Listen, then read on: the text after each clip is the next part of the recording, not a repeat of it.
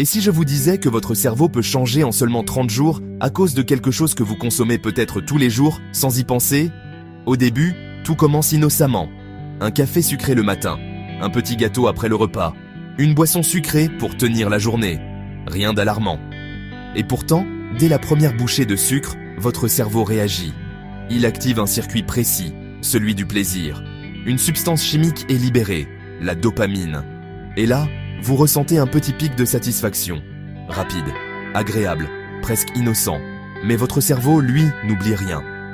Après quelques jours seulement, il commence à s'habituer. Ce qui vous faisait plaisir avant devient normal. Alors inconsciemment, vous augmentez les doses. Un peu plus de sucre, un peu plus souvent, sans le remarquer. C'est ici que le piège commence. À la deuxième semaine, le cerveau ne réagit plus de la même manière. Il demande plus pour obtenir le même plaisir. Et vous, sans le savoir, vous entrez dans une boucle. Envie, consommation, satisfaction courte, puis re-envie. C'est discret, mais déjà puissant. Puis arrive la troisième semaine. Là, quelque chose change.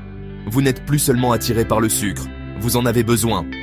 Fatigue mentale plus fréquente, difficulté à vous concentrer, irritabilité sans raison claire, et surtout, ces envies soudaines de sucrer que vous ne contrôlez pas vraiment. Ce n'est plus juste une habitude alimentaire, c'est une habitude cérébrale.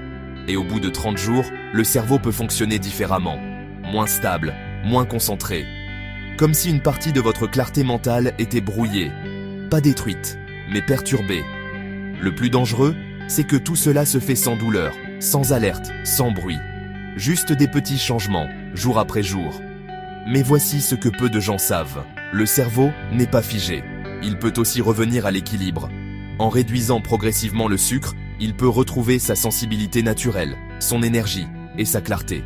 Ce n'est pas une question de privation extrême, c'est une question de conscience. Parce que parfois, ce n'est pas ce que vous mangez une fois qui change votre vie. C'est ce que vous répétez chaque jour sans y penser qui entraîne des complications graves comme le diabète.